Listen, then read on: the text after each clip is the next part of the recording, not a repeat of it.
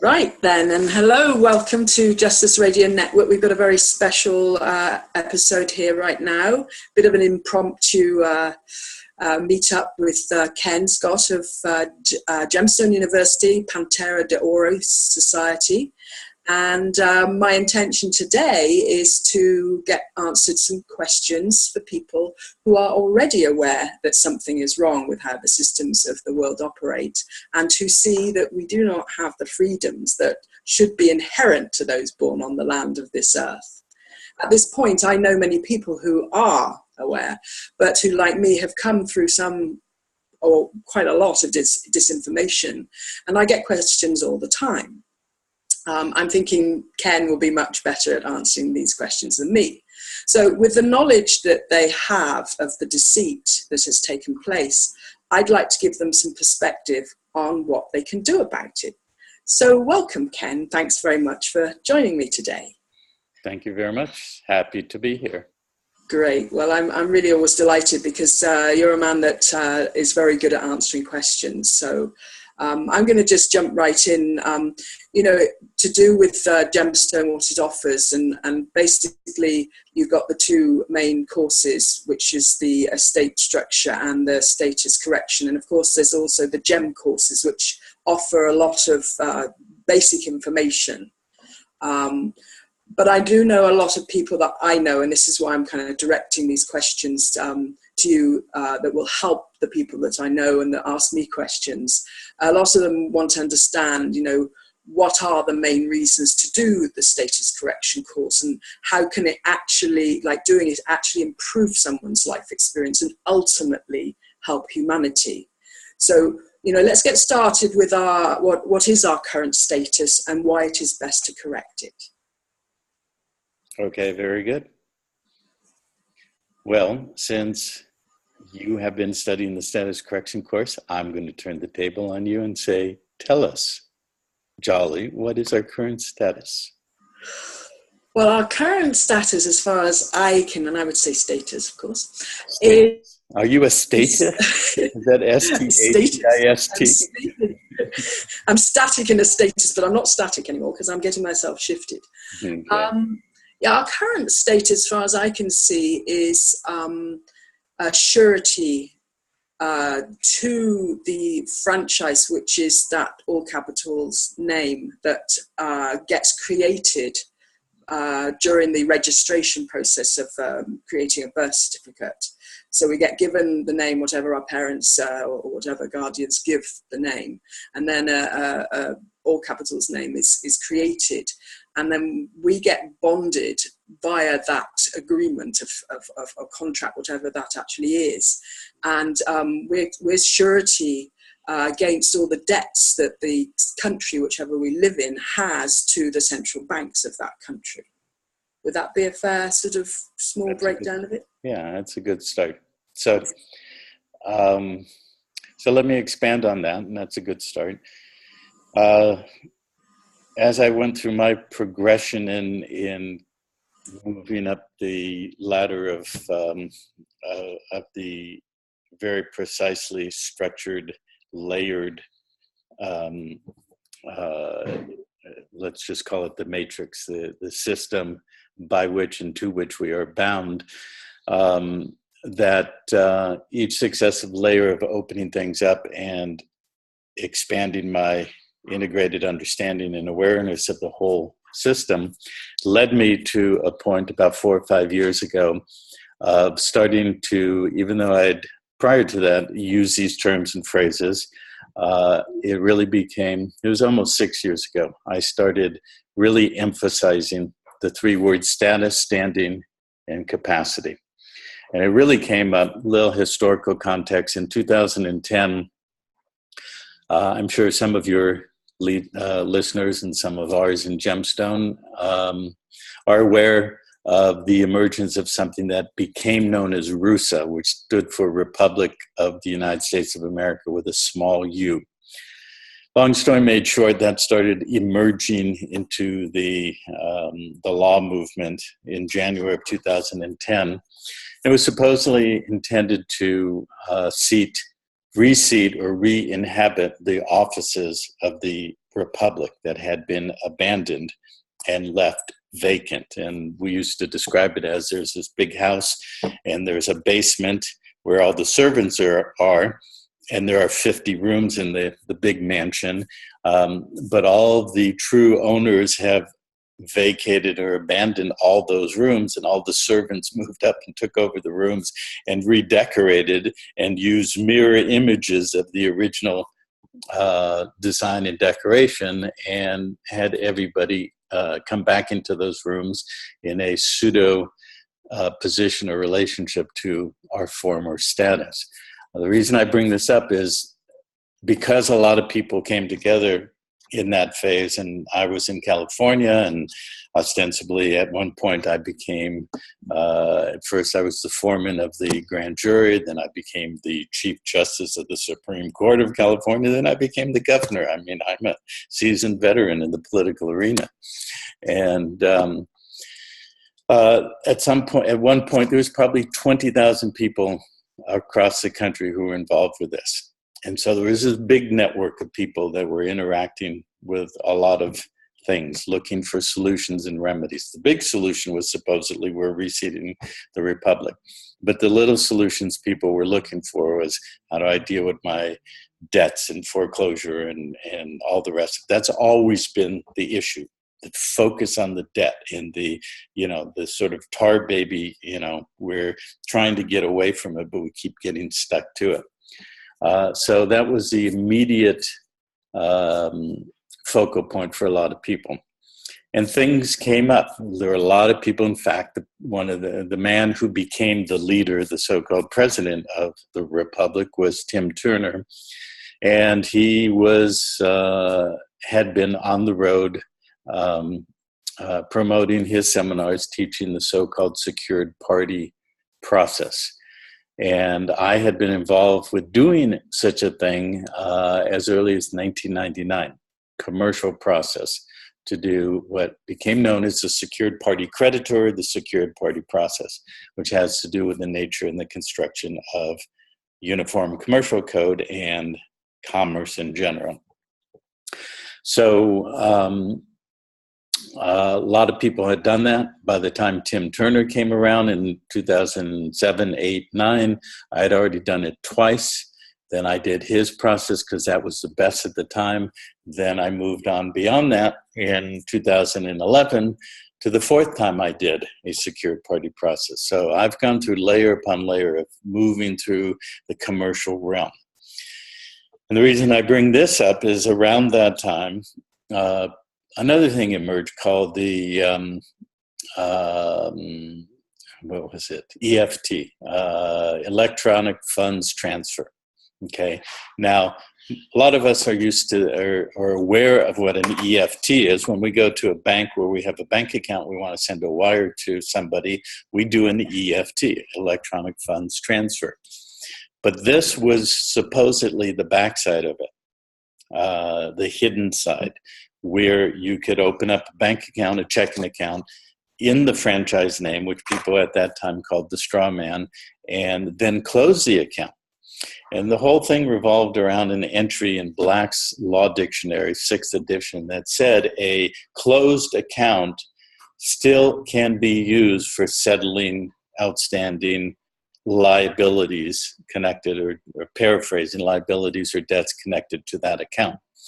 So the concept was you could open the account, close the account, take a check, and use it to create an EFT, a private electronic funds transfer, to settle a debt. And people were doing that. And because at that point I had a position of leadership as the governor of the California Republic and everything, people looked at me for guidance. And I immediately started telling people, you're going to get yourself in trouble. The issue is status, standing, and capacity. Do you have the status and the standing to do what you're doing? It may say in Black's Law 6, Law Dictionary, 6th edition, that a closed account is defined as an account that still is open and can be used to settle debts, but it doesn't say who is authorized or has the standing or status to do that. Okay, and this was the focal point of a real pivot point in my evolution of studying law and money mechanics and the history of all of that since 1990, 91, 92, because I've gone through layer after layer after layer of the system seeking the answers. What I came to learn along the way, before we started recording, you used the phrase in referring to things like, don't use the name. I forget what's the phrase, the catchphrase? Yeah, lose the name, and it's illegal to use a legal name. Yeah, lose the name. And that is disinformation. And the way I like to describe it, it's not per se disinformation, but as I described, layer upon layer of the system, it is a closed system. And that within a closed system, there's an internal logic in that system. If you remember in grammar school or high school math, they taught us what a closed system meant in mathematics. It meant whatever numbers were inside the closed system were the only numbers you could use within that system. So if a closed system says numbers 1 through 9 are in there, then you can do anything you want with those numbers. But if the end result is outside of that system, you can't, it doesn't apply. So you can do 1 plus 2 equals 3, and that's okay. 3 plus 4 equals 7, that's okay. But 5 plus 6 is 11, it's outside of that closed system. It cannot be done, okay? That has an internal logic. So whatever the elements of the closed system, that's the basic that I just described.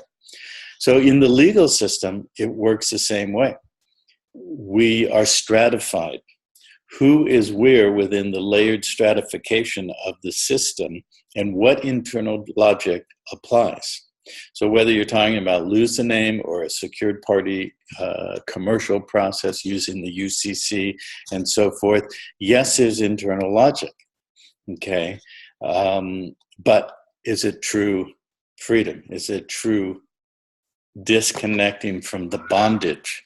So let's get back to throwing it back to you and what you said. What is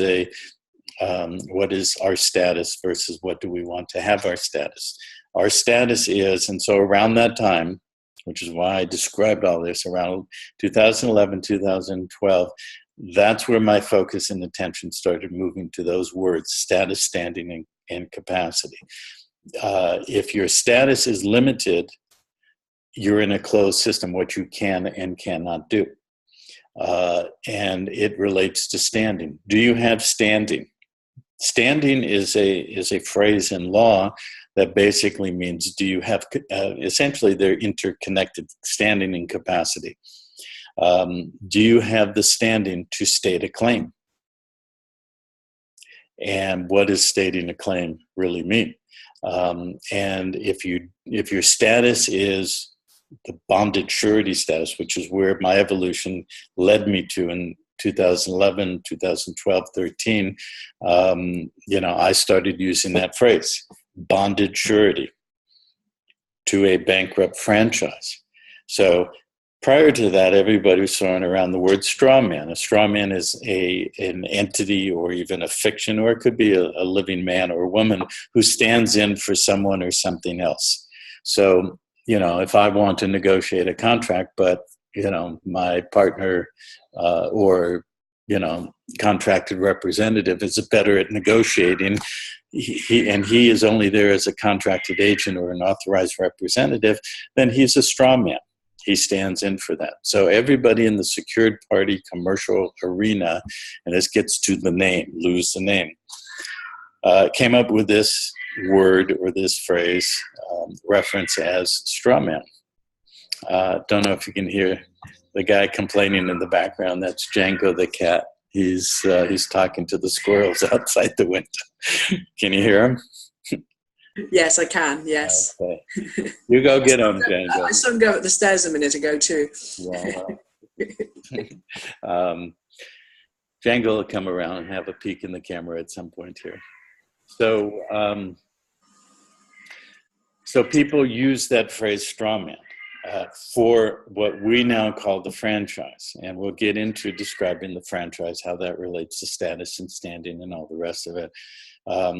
And so they define the straw man as the debtor.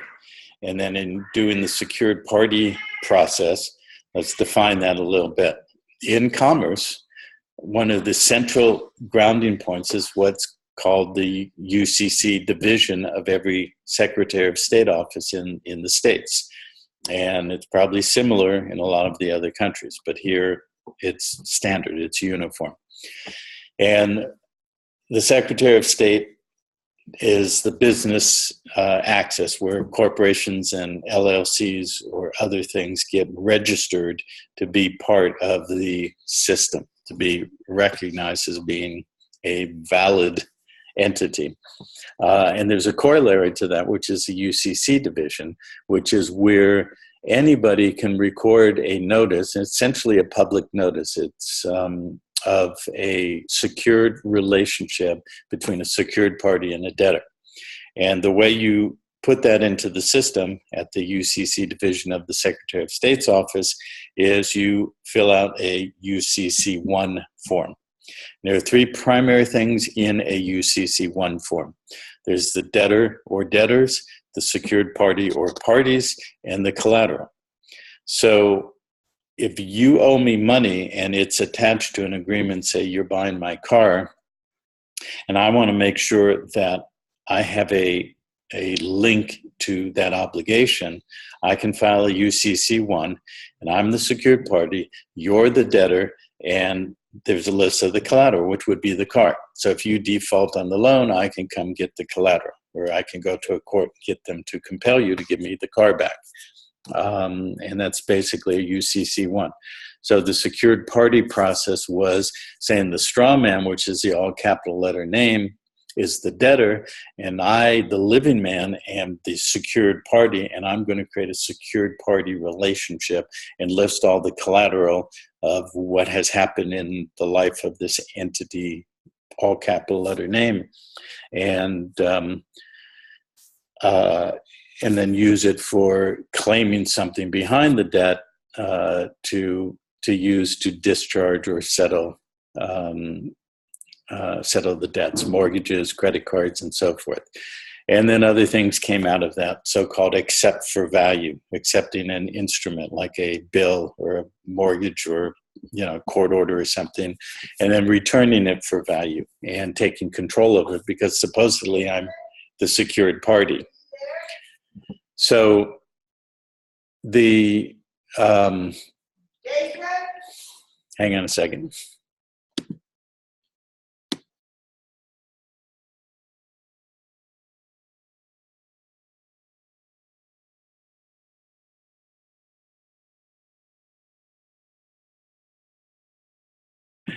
A little domestic activity going on here. Yeah, there's always someone around. That's okay. Yeah, we can cut that out or leave it, whatever. So, but the key and the problem is, and was in that whole construction, and it relates to your process going through the lose the name process and other people going through commerce and straw man and secure party process and so forth. It was a closed system, and the hook and the feedback loop to keep us attached to the bondage was the fact that we didn't have the right status. And without the status, we don't have standing to state a claim, and without the capacity, the standing to state a claim, we don't have capacity to do any of these things. And it gets into other things that we've now uncovered and really perfected our understanding of, things like, military occupation, emergency banking, trading with the Enemy Act, things like that, which we can get into. But the essence of it is it became obvious. Well, first of all, everything that exists and operates in the public is a fiction. It's not real. Okay, it's essentially a projection of something that's fictional in nature. So if you put a name on a UCC-1 form, and you say, I'm the living man, I'm the secured party against this straw man, which is the debtor, I can do all of these things. The problem is you're saying you're a living being in the realm of fiction, in the realm of the dead, and it doesn't work that way. You can't be alive in the realm of the dead. You're not. So people were saying, I'm the living man, when they weren't.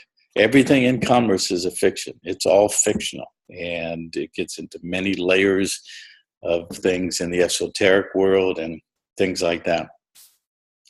So this is where in 2013, 12, 13, well, actually it was 12,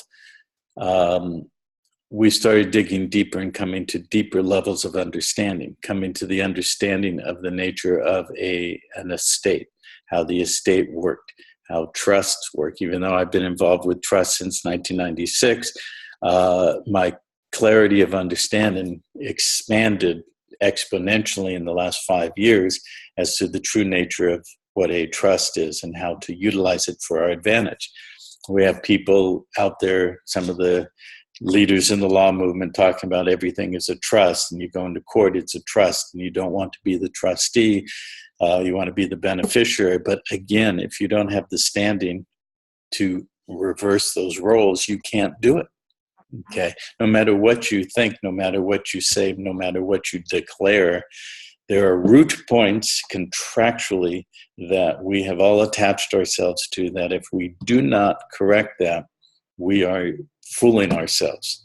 We have like a rubber band that we're running over here to the land of the living, and we're saying we're a living being on the land, but we can only get so far, and that rubber band's going to pull us back, and they're going to say, you don't have the standing to do them because your status is impaired, because you're a bonded surety to a bankrupt franchise. So it is not a straw man, it is a franchise. When all that stuff happens, the new baby is born and it's converted into an estate and a commercial vessel and a cestacade trust and all of these things. It is property of the United States that they create and they own always. So the illusion that we can, lose the name, when underneath we are contractually bound to that name, and we have voluntarily attached ourselves to be the surety. So what is the surety? It's one who assures or guarantees a debt. Okay, what is a bond? A bond is an instrument created to establish a relationship between secured value and a debt relationship to that value. Essentially collateral that's used to borrow money.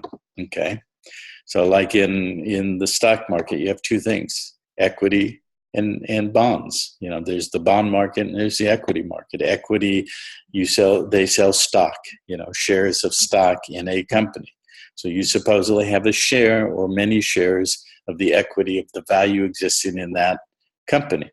So that company can issue equity, but it can also issue bonds, and those bonds are debt attached to the assets of the company, whether that company is Starbucks or IBM or United States. It's all the same thing. So the United States as a corporation got put into structures from the 1860s into the 1930s that laid up or set up the foundation of the current matrix system of bondage. And when bankruptcy was declared in March of 1933 and emergency banking rules were declared through an act on March 9th, and they got linked to the Trading with the Enemy Act and the other things that had been created, the Federal Reserve System and the military occupation system, that a mechanism for creating public funds was established. And that mechanism was how to utilize the assets of the debtor in possession, because now the United States corporation is a bankrupt. It's in bankruptcy, but it's allowed to maintain possession of its assets and use them to continue to do business and theoretically reorganize itself to get out of bankruptcy at some point. And so it created a mechanism to keep borrowing money against its assets, and it utilized the corporate structure and the franchise structure. And so the birth certificate and the birth and the process that creates the name is the creation of a franchise. Just like McDonald's, you can go to McDonald's and buy a franchise and be able to use their name, their advertising, their products, and everything else attached to that name and franchise to do business. And that's all essentially we're doing. And so because all of that's tied to bankruptcy, debtor in possession, creation of public funds, which are monetized debt, each one of those names is a franchise, and it's a facility to create debt, which will become currency that will flow in the public system. And we are the bonded surety, the guarantor of that debt, which in the legal judicial process gets converted or morphs into being the trustee. We don't want to be the trustee. We are ultimately the beneficiary, because in a trust, there are two types of ownership: legal and equitable. The trustee holds legal title, and because he, she, or it holds legal title, he, she, or it is liable for all the debts attached to those assets of the trust. So the trustee has the liability.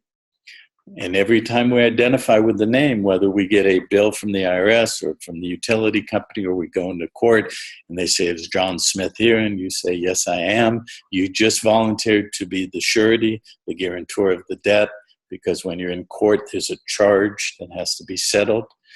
And so there, you're the bonded surety, and you're also the trustee. And that's how you will be acted upon. So that's your status right now, most of you listening to this. Right, yeah. And you kind of brushed past a couple of other questions I was going to, bring up a bit further down. But as you kind of mentioned a couple of these things, particularly the question, people they go on and on about how we're tied by the birth certificate and that it is copyrighted and that we can't use it.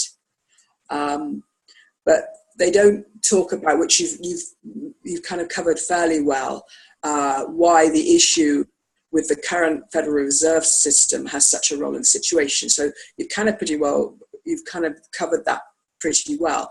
Just as a question to you, because there's these memes going on and on and on. I was kind of getting a bit old at this point. It is illegal to use a legal name. Could you just clarify why people think that's so and why that's being put out? Because to some, is it technically so? Yeah. But I understand that you've explained, why it's not possible to just say, well, I'm not going to use the name anymore, because we've all tried that and it doesn't work. Yeah.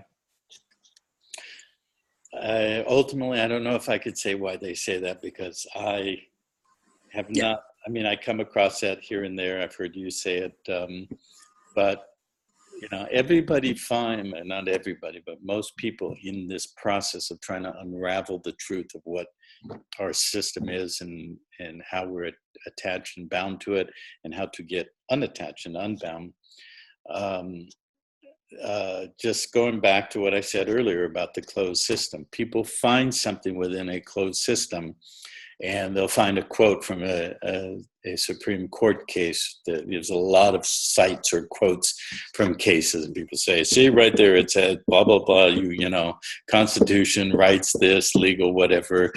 Or they read in a law dictionary, and like I said with the EFT, you can read it, and it has an internal logic. It says a closed bank account can be used or is defined as something that's still open to use. But see, it's open on the private side, where the public has no use or access, because they don't have the status, standing, or capacity to do that.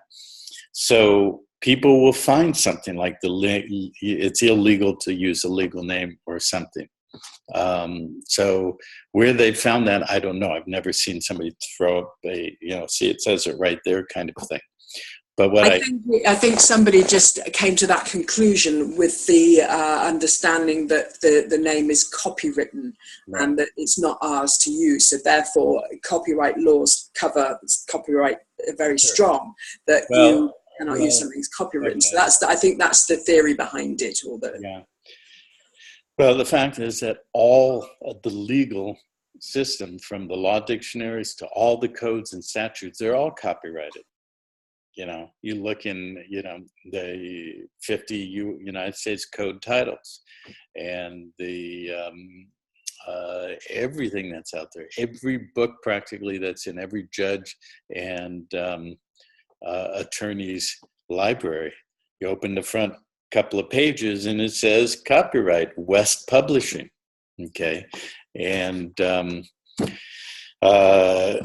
that's who's owned all of the legal library for many, many decades. Now it's owned by Thomas West or something like that, and Thomas is linked to routers. There's Associated Press, AP, and there's routers for all the major sources of news. Well, Reuters was created in the 1850s or thereabouts by the Rothschilds. So who owns all of that? The Rothschilds. Is it illegal to do that? Well, you got people saying lose the name. It's illegal to use it, but who are you and who are you not, and who has the authority to do or not do something? Okay, the name is a franchise. It's a debtor facility to create public funds under public policy pursuant to the March 9th, 1933 Emergency Banking Relief Act that put everything under the president, the executive office, to administer the ongoing bankruptcy. That's why they're called administrations. They're administering the debtor in possession bankruptcy. And so we volunteered to use the name in its limited closed system construction and design. How do we do that? Anybody who ever applied for a driver's license applied to be a driver in commerce, and the federal government under the Constitution controls interstate commerce. And so, and the person that was created by the birth certificate is an office, just like there's an office of the president, there's an office of the secretary, there's office of this, that, and the other. They're all corporate offices. There is an office of the person. Okay, your all capital letter names is a person. It has an office. As in any other corporation, it has to have a registered agent. And so when you sign up for a driver's license, you sign up to be the holder of the office of the person and the registered agent, who is the one who receives service of process in legal process. We're all guaranteed due process of law. Well, fine, you signed up to receive process for this corporate franchise that you're operating as an authorized signatory to create public funds. So when you go to the bank and create a bank account, in the upper left corner is the franchise name, in the lower right is this signature line. And if you magnify that signature line, it says authorized signatory or signature, whatever. Okay, so you put your signature, which is the bridge from the private estate that they hold and control because you abandoned them, and you apply that living life force to that signature to create a commercial instrument that then you give it to somebody as a commercial tender, and they turn it over and sign their name. Now they've turned it into a negotiable instrument because it has two signatures on it. They take it to their bank and they tender it to the bank, who accepts the commercial offer and gives them a credit, because then now that goes into a general deposit of the bank, and the bank can go to the Fed window and do fractional reserve and get 10, 15, 20, 10,000 times whatever.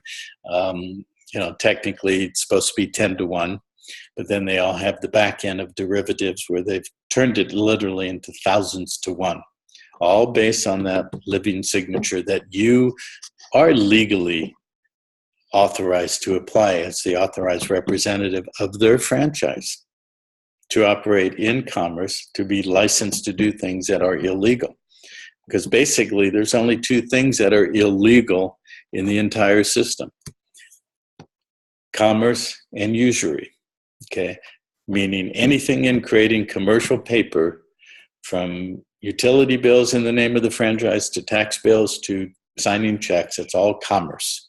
It's illegal because we're enemies of the state, pursuant to the Emergency Banking Relief Act that amended the Trading with the Enemy Act from 1917, in which in 1917 it excluded persons within the United States as enemies. And then it amended it to say an enemy is, paraphrasing, essentially a person within the United States and subject to the jurisdiction thereof, because that phrase goes back to the 14th Amendment, where it says a person born or naturalized within the United States is a citizen and subject to the jurisdiction thereof. And then goes on to Section 4 and says that the debt of the United States is unchallengeable. So you've got the definition of a person within the United States and the fact that it's tied to the debt that can't be challenged. And from the 14th Amendment coming all the way to 1933, in the Emergency Banking and Relief Act, that... Coming back. All right. Lost you for a second. Yeah, I disappeared for some reason. Just suddenly went. Because somebody doesn't like me talking about these things. And, right, yeah, that's what happens. They'll switch off. So the EBRA, Emergency Banking Relief Act, established that persons within the United States and subject to the jurisdiction thereof are under the authority of the executive under emergency banking, and the executive's primary role from that date forward till today was to protect and preserve the monetary and banking system of the United States. That's when the entire matrix, 1933 to today, is built on that, to protect and preserve the banking and monetary system of the United States. So it all tied it in together. So when you accepted a driver's license, and even people who didn't accept driver's license and never drove, there's many, many other ways it happens. But the primary one for 95% of the population that do drive or did at one point was accepting the office of the person and the registered agent to receive service of process, which is all the bills you get in the mail and all the rest of it, and to be able to legally create commercial paper for the benefit of the administrative management of the bankruptcy under EBRA and other acts since then. Right, and so this idea of just stopping using that legal name is an example of what you described with the rubber band, that you can run away from it all you want, but eventually it's going to drag you back in until you correct your status and you get the standing capacity. Yeah. Or more important, and there are many people who say, well, I did that and I have no problem. And then I say, yeah, but what are you doing in your life? Are you able to build something that's going to be real in physical terms, that's going to transform our world or change people's lives or do something substantive that we are supposed to do because we are creators? And so you've got people who are abnegating their creator capacity in order to be free by essentially losing the name and not having the ability to be in the world and functionally create. Okay, so that's a key component. You know, so if somebody comes to me within this kind of a conversation and says, you know, I don't agree with you because I've lost the name or any other variation, and I am doing quite well. And then I always ask him, are you? You know, are you really? Do you have a grounding and a capacity to do something other than take care of yourself and say that you're free? And in almost all cases, the answer is no. Yeah, and you're surviving rather than thriving. That was one of the first things that you said to myself and Libby when we talked to you first. And we're like, well, we've done this, that, and the other. We're surviving it all right. And you said, well, I don't think you need to just survive. You need to thrive in this world. And that was part of the questionnaire when I said, you know, why would we want to correct our status and ultimately help humanity? Because basically we can't help anyone else when we cannot interact with anything that's going on. And as much as we all wish and pray this damn system wasn't here and it didn't exist and we didn't agree to it and all that, it is there. And it does exist, and it does affect us, because try going out and refusing to comply to the orders from these actors that basically animate that system. It's very difficult. So that is what a lot of us have learned by attempting to just walk away from it all. Okay, there might be a few people, like you say, that are living and they're just sort of like meandering around and living a very simple life, and they think they're happy like that. But it's, for most of us, we need to do more, because that's, like you say, we're creative beings. We want to create, and we want to make more of this world and be part of healing what has occurred here. So that's a really great point that we're managing to get over here. So thanks for that. I think that was of that little section that I had. Now, another part that's very important here is the holistic process, the spiritual connections. To get started with status correction, what would you say? What must one comprehend first about the big picture? Because we've just talked about the system, us living as human beings on Earth with all this stuff going on around us. But you and I know there's way more involved in this than just the physical existence. So what place must we get to before we really are ready to start with the status correction process, do you think? Well, I think that's always an individual situation. Everybody comes to it at their own pace and their own level and their own life path. But the system, the matrix, is designed, if I were to encapsulate and put it into a single kind of phrase or statement, it's designed to elicit some form of voluntary consent and subsuming one's will underneath the larger will. This is hardwired into religion, obviously, and hardwired into the political, economic, social structure. And it's basically bending under the yoke, or bending the knee and kissing the ring, or any variations. It's all about subsuming one's will and becoming willless. We are designed, or actually not in the ultimate sense, we are designed to be directive principle as creator beings that co-create with whatever you want to call the larger picture. People have different names: source, creator, et cetera, et cetera.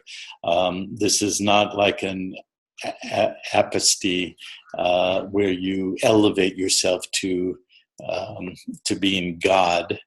It's about aligning with life and creation in a co-creative relationship, whether that's with the higher principle in a multidimensional, type of sense, and or on a horizontal plane, what our mind perceives as horizontal, in linear relationship with other beings, other people, to co-create.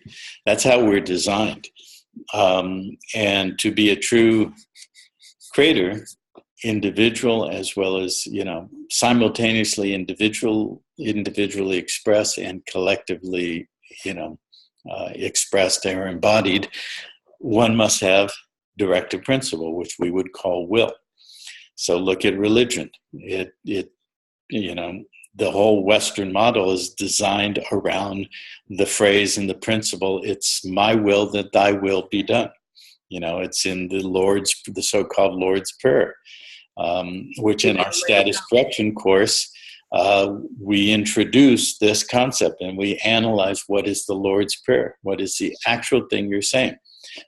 Because of course, in the 20th, 21st century, we're all born to think the Lord is who they say, God and Jesus and so forth. And that's how it is, and it has always been. But the etymology of the word Lord only goes back about 500 to 600 years, and it all emerged coincidentally, simultaneously with certain other things, such as the the building of what's currently the City of London, that is controlled by someone called the Lord Mayor. And then the whole hierarchical relationship of the landed gentry, the aristocracy, and their relationship to the land, holding estates in which only a living beneficiary in a lineal progression of passing from father to son could actually hold the land through an estate, because our world system is designed that all property is held in an estate. And so who was the lord of the manor, the lord of the house, the lord of the land?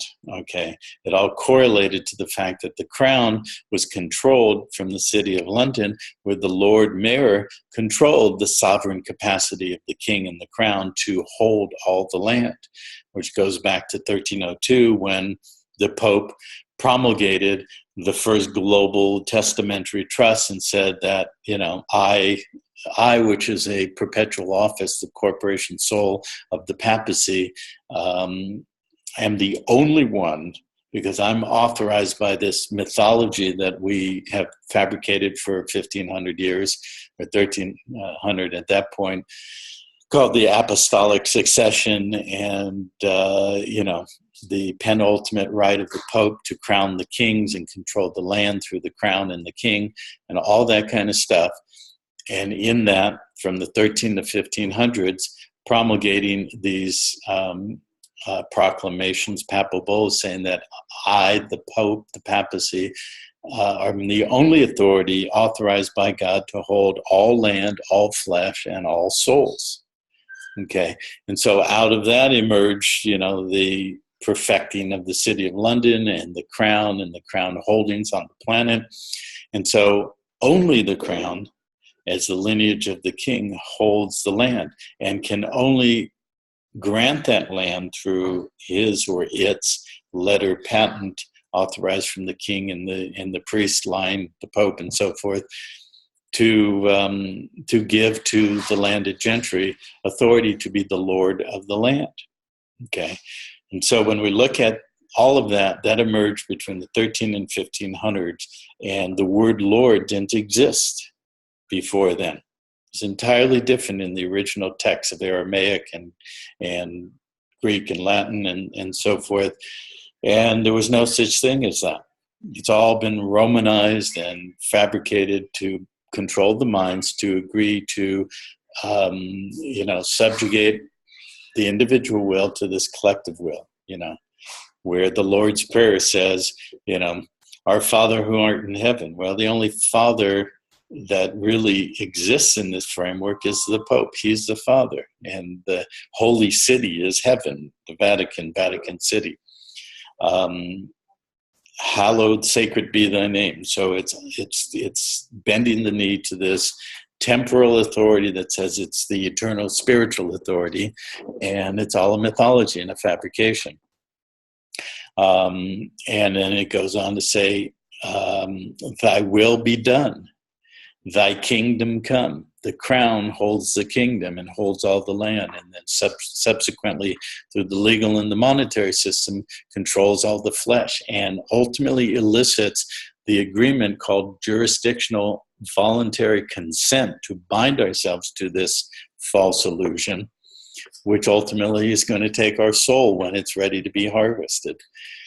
So that trained billions of people in the Western mind, that the Father and the kingdom is something heavenly, but it's not. It's a physical matrix system, and it's all based on thy will be done. It is my will that thy will be done, which is not true. I cancel that.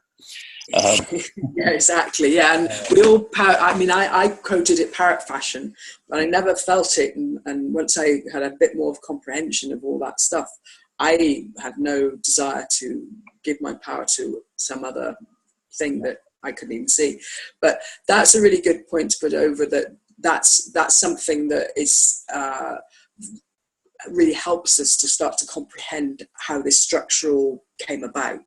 So that that answer was really helpful to let people understand that this is the sort of thing we really need to understand, because when we understand all the pieces, and that's what you've done, is put all these pieces together. And as I read through the documents that you guys have put together, this gives me more and more ability to comprehend what has happened and what I can do to undo what I've agreed to, and why I have to do that. Yes. So, and another thing you just mentioned there, which was one of my other questions, well, a word, and there are many such things. A question I have is about the estate. You talked about estates before, but I'm questioning, I still have not comprehended, what is the estate that is created at birth? Okay. How and by whom is this estate created? Hold that thought and question. All right. Let me go back a bit. Yeah, just to come to see what I've and not just me, but others who have been working together to pierce through these levels and veils. So we started by my talking about the layers in the legal system, and that somebody at the lower level, at the base level, is somebody who just agrees to everything in the system, subjugates their will, bonds himself happily, goes to work, creates babies, grows up, has insurance, selects one of the 6 primary diseases to die from, and is a good citizen, to maintain this perpetual matrix. That could be base level. And then we go through each layers. These are veils that we're going through. So those who have chosen to look at the issue, or the whole realm of the law and the money and the historical context of that, are piercing veils. They're going through levels of veils. Okay. And so that's why I don't come down on somebody who is, when you referred to the lose the name thing as disinformation. It's limited information. And yes, it's got twists in it. But if we look at that in the line of this question you asked, that what is the spiritual or the larger picture, that the layers of the veiling in the legal, monetary, historical matrix is the same as the layers in the multidimensional nature of our being and who we really are. Because the system is designed as a mirror reflection of who we really are. And so we can take this path of going through these layers, of integrating these pieces and having more awareness, as you have done since you met us like a year and a half ago. And now you can see the limitation of where you were at 2-3 years ago. Okay. And then, as you said, it's piecing integrating the pieces together. So we look at the esoteric realm and the symbols and all the secret societies and the teachings and numerology and astrology and everything. And it's a matrix of symbolic esoteric construction. And one of the primary tenets of that is it's hidden in plain sight. It's hidden in plain sight because they understand how consciousness works within the creator capacity of the living fount of creation in this reality, which is the human being, that it has to be in plain sight. But if the consciousness is veiled and cannot see it, it doesn't mean it's not still participating in creating it. Because like in the history of physics, we went through Newtonian physics and then relativity and quantum physics to come to the understanding that the observer and the observed are inextricably bound. Okay, the non-locality of the entanglement of creation itself through directive principle as will and consciousness. So that tells us very readily that we are creating this reality.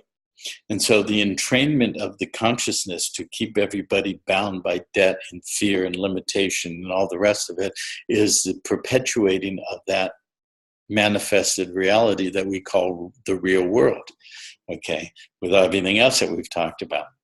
So these are pieces of who we really are that were fragmented and scattered through in a multidimensional matrix of construction that was designed to entrain our creator capacity to bind us voluntarily, by our consent, by our subjugation of our will to this, mind-controlled matrix, to continue to create it. The point being is, as we go through the layers and the levels and break through the veils, and we start integrating it, and we start seeing the pieces as a whole, and understanding the non-locality of time and space, so that, some act that was done 5,000 years ago or 150 years ago or 2 weeks ago have an interconnected relationship to the operating system that controls our consciousness to project into this reality, to continue to create it. So your experience of piercing through those veils and seeing what we're talking about now compared to where you were our first conversation is something you can reflect on to see how you've integrated those pieces.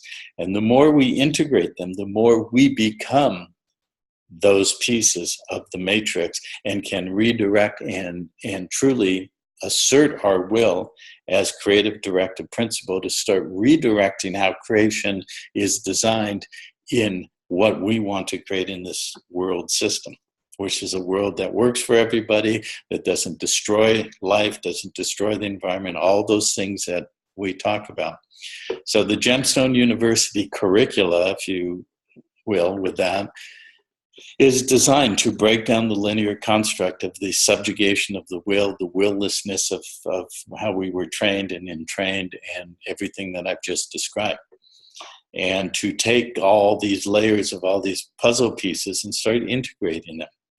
And we go through processes with people who come into Gemstone and they feel overwhelmed or confused, and it's, so many pieces. Well, what's being overwhelmed and confused is the mind control matrix that you have been bonded and bound to through all these mechanisms: legal, monetary, life, process, religion, and all the rest of it. It starts breaking it down. But as you persist through it, it starts rebuilding it. It starts rebuilding it internally, and you start becoming more coherent and whole within this system. And you start literally coming online back into that creator capacity. Yes, and the creative capacity is so important because, like you said, and I 100% agree, and I say it myself, we are creative beings, and if we are not creating, we are not doing what we're supposed to do, and therefore we're not ourselves. Therefore we lose our power, and our power is all about our creativity. And when we're creating in whatever way it is for each individual one, that's when we're most powerful. And I 100% know that. And I feel that once we get through a lot of the understanding of what has happened and where we've got to where we are and what we can do to change that, we go more and more back into who we really are. And that's a really, just for those of us that have started to, there's so many that are oblivious to all of this, and a lot of them are just perfectly happy. But those of us that have seen that there's something not right, it's very encouraging to have a set of steps to go through, which Gemstone does offer, to get through the process of getting back to who we really are. So that is a huge one. And I want to go on sort of a little bit with that a bit further on. But can we get back to my question about the estate? Because this is one I've always struggled with. Yeah. So it's about the estate that is created at birth. Yeah. And, how and by whom is it created? What is it? What's in it? There's also mention of claiming one's estate during the declaration of status. So what actually does this all mean about, there's people that are chasing pots of gold. We all know that's not what we're doing this for. Right. So I want to clarify all of that part. These all tie in. These are good questions and good points. And that's why I wanted to say what I just said, because it does lead right into this question. Great. To start the answer, as you know, what I encourage people to do is look very rigorously internally at our own separation, our own polarity, our own split within ourselves that in turn has been entrained and controlled to project out into this world field, this reality that seemingly is inexhaustible in its ability to create war and conflict. And unless and until we look internally and understand that we're in conflict with our own selves and we're projecting it outward, and we've been entrained as this collective body of creation, 7 billion strong, to just continue to create them, that unless we see that, we're not going to be able to shift into what I just described, shifting from a world that doesn't work to a world that does work, and us being the directive principle to create it. And so this relates to the lose the name community, the commercial community, all these different communities, because one primary thing that's almost always there is the enemy construct, the projection of that internal split and internal polarity externally into our environment, that someone and something is our enemy. And ultimately it becomes the system itself is our enemy. Okay. But it's not, and I'll get to a reason why I'm starting with this to answer your question about the estate. And so the name is not our enemy. The bankers are not our enemy. The matrix is not our enemy. We've created it.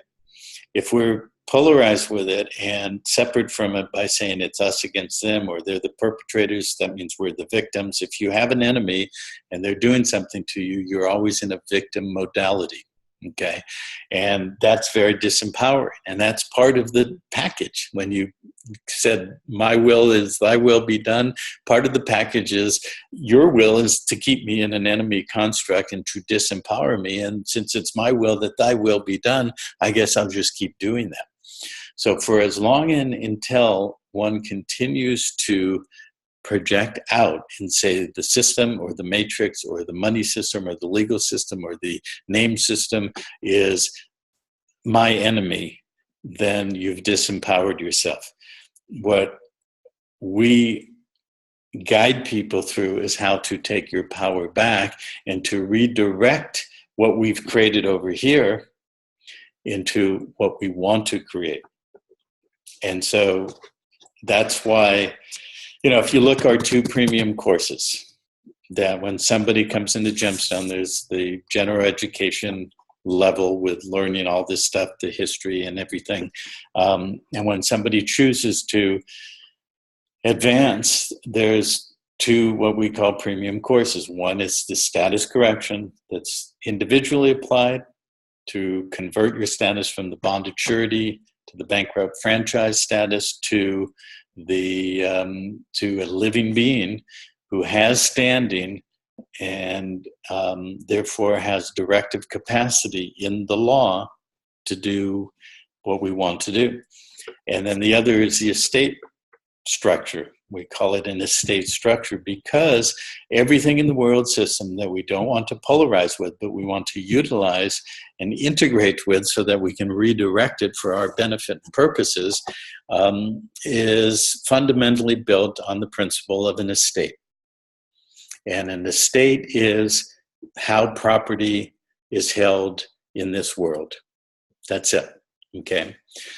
So, and then we look at the various words, the etymology: status, estate, state, statist. We played with that word because you guys talk funny over there on the other side of the water.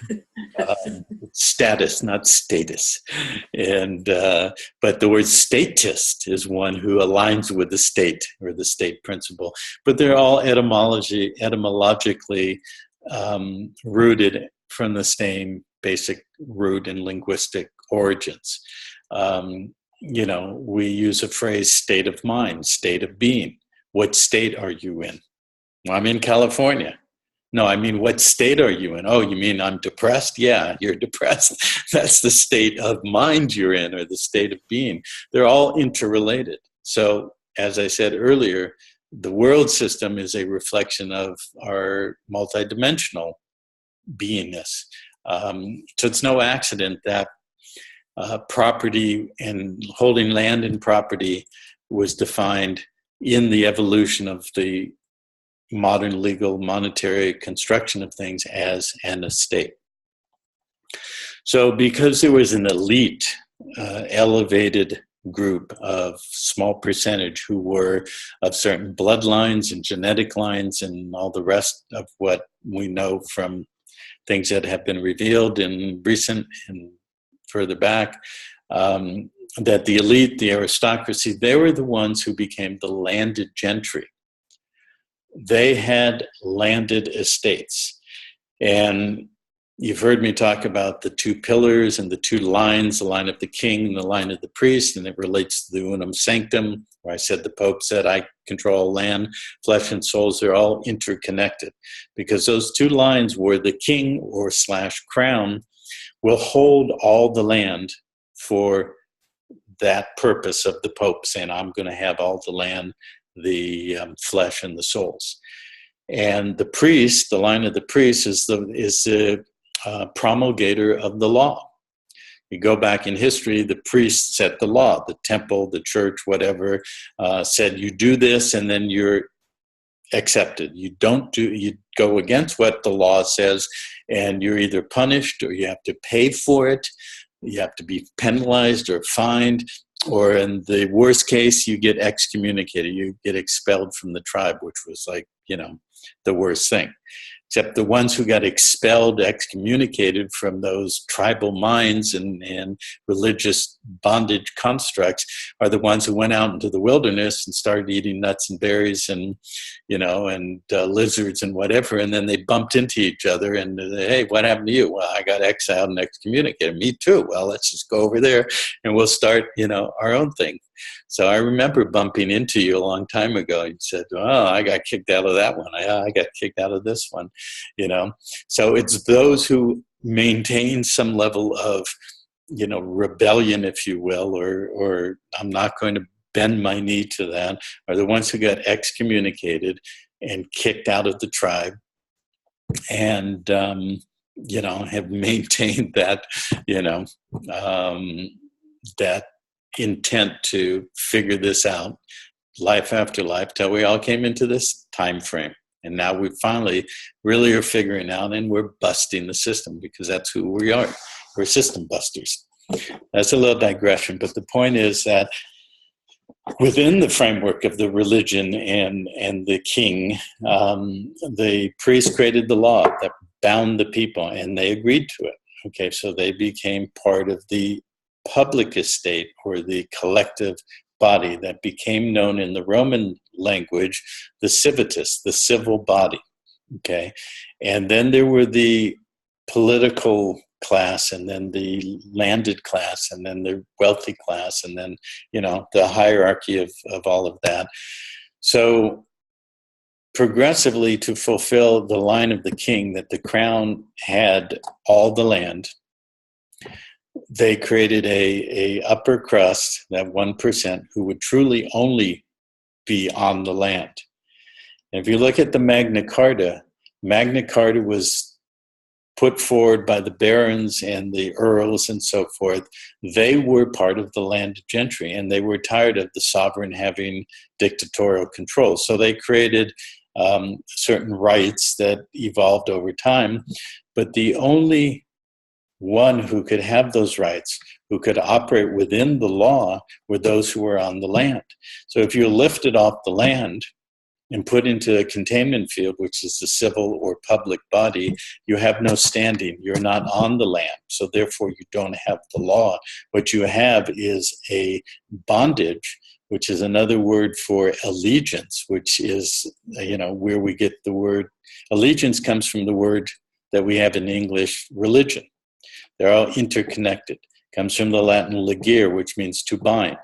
Religere, religion, is to bind again. Bind to the law by allegiance. So you have a concept called the liege lord, which is he who I bind myself in allegiance. And etymologically, it's also related to the words legal and legislature and many things. So it goes back to when you're saying it's illegal to use the legal name. No, it's not within the framework of where you are bonded within being part of the civitas, lifted off the land, and contractually consenting to being in a legal realm, okay? Which means the legislature can promulgate all of its rules that bind you, as if the law of the priest binds you to the law and keeps you in that containment. So this is all around way for me to come back to your question about an estate. So within that context, the line of the crown is who holds the land.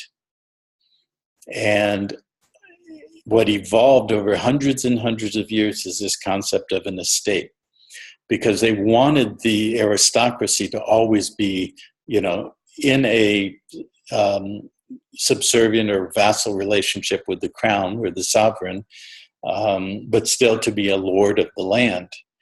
So how to create landlords who hold the land and have their serfs that they control, who are bound and bonded to the allegiance and the legal system that I just described, how to perpetuate or maintain a perpetual succession of that land hold under the hierarchy of the crown holding all the land, because the crown dispenses land to its grantees. They become landlords, but they are still bound to the sovereign. It's called an oath of fealty. That's where liege lord comes in.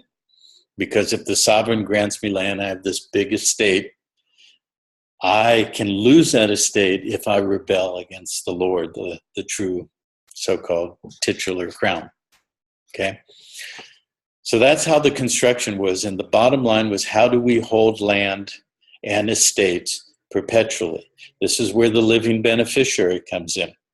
So he who has that title, I'm the living beneficiary, is a concept of holding land perpetually. There's always a living beneficiary. And then ultimately it was designed to, if you look at the history where you have all these big estates, and then a lot of them in the 1900s, 1800s into the 1900s went bankrupt. Okay. So that reverted to the state. And then the states were designed to be the ultimate estates, where everybody, including most of the gentry, were taken off of their estates, and it funneled up to the top until the design was ultimately there would be one estate, the global estate, controlled by who? The Pope. Okay, so he could control both lines. I'll control the law, which is done now through the global system, through the Roman Curia, the Roman court that controls all judicial systems in the world. And I'll control all the land through the crown. My kingdom has come, me the Pope. So you have billions of people saying, thy kingdom come. Yeah, well, it's come. We've manifested that. We've entrained ourselves to give them what they wanted. Control of the law, control of the land.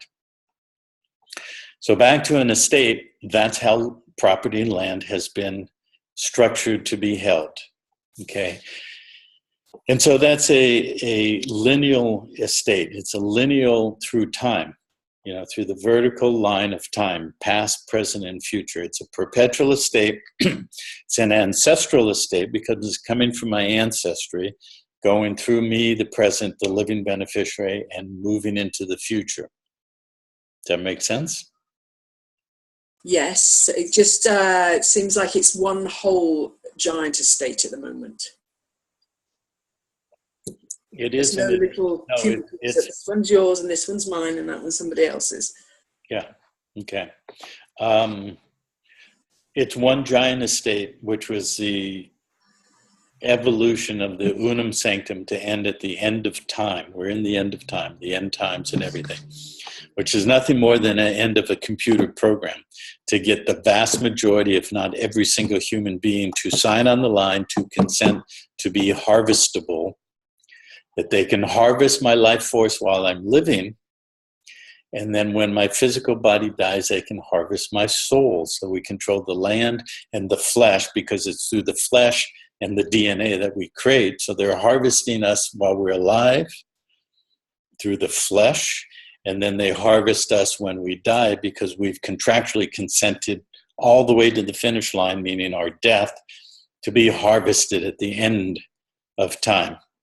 So when we talk about status correction, and is this important to do, and some people say, well, I can't afford it. I don't have enough money to pay what, is being asked for a donation or whatever.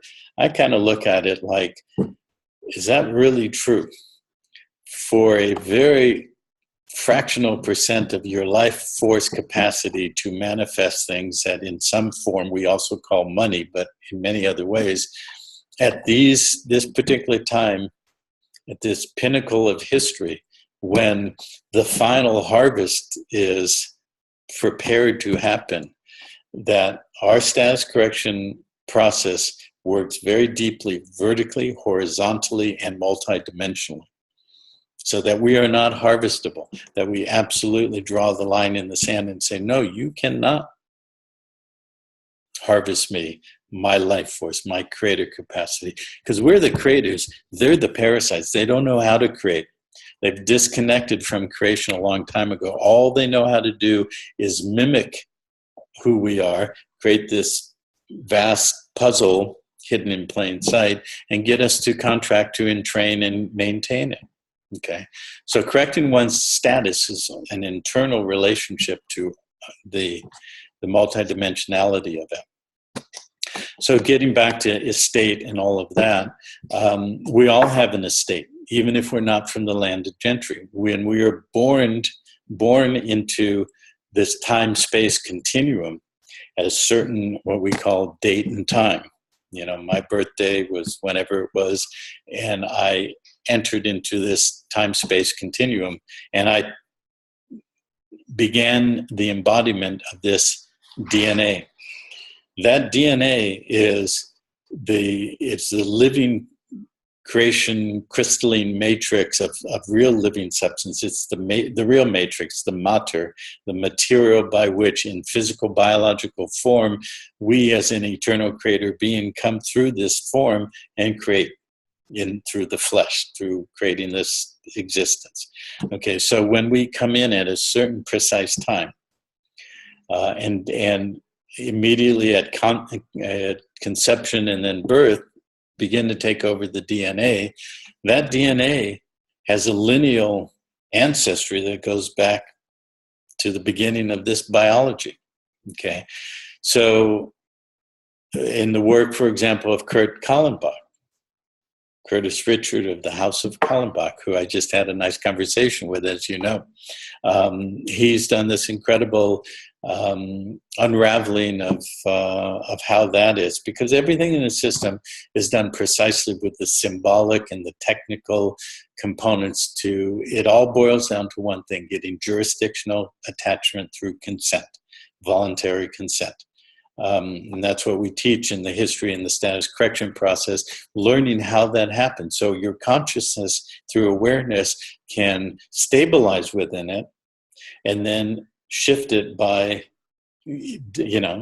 disengaging the presumptions of consent. So his work had to do with the DNA and the abandonment of the DNA, which was the precursor to the registration.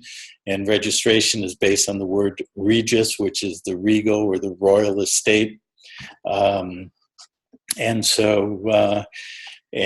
the abandonment of the dual birth, the living baby, and then the placenta, which is called the afterbirth, which still has the DNA, has the mitochondrial lineage of the maternal, which is from the word mater. So his work is very profound and very important in delineating that when we're born, that, and then he shows in the legal definition of a live birth, that anything that comes out of the mother is considered alive.